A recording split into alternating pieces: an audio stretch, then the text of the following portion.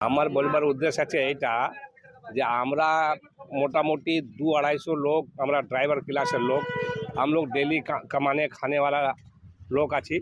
আমাদের কোনো সাধন নাই, কোনো কাজ ধান্দা নাই, কোনো কলকারখানা এখানে নাই বলে আমরা বালি চালাচ্ছিলাম। মানা করেছে, আমরা বন্ধ করে দিয়েছি বালি। আমার বলবার উদ্দেশ্য আছে যে আমরা কর্জাপাতি করে 50,000 1 লাখ টাকা পর্যন্ত আমরা করতে পারি। এইটো চালান আমাদের দিয়া যাক। সাততরিয়া মোজাক রক্তাঘাট এ বলবার আমার উদ্দেশ্য আছে, আর বলবার উদ্দেশ্য নাই।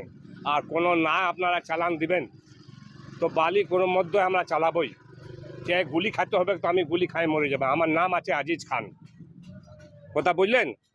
আর থাকা হচ্ছে না আমাদের দ্বারা।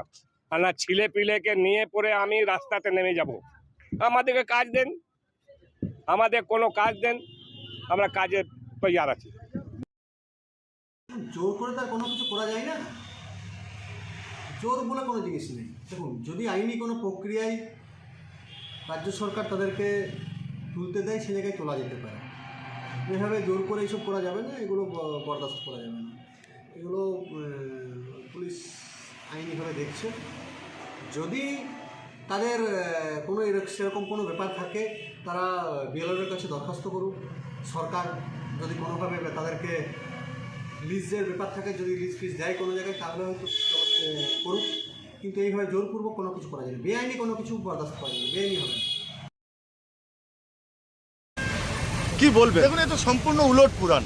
রাজ্যের মুখ্যমন্ত্রী বলছেন অবৈধ বালি চলবে না, অবৈধ কয়লা চলবে না।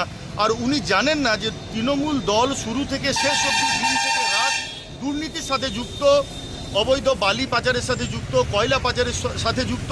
এখন তো আমি দেখছি ওনার নেতারা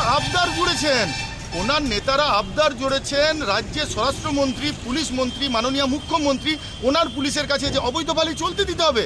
কোন রাজ্যে বাস করছি? এটা পশ্চিমবঙ্গ বলেই সম্ভব।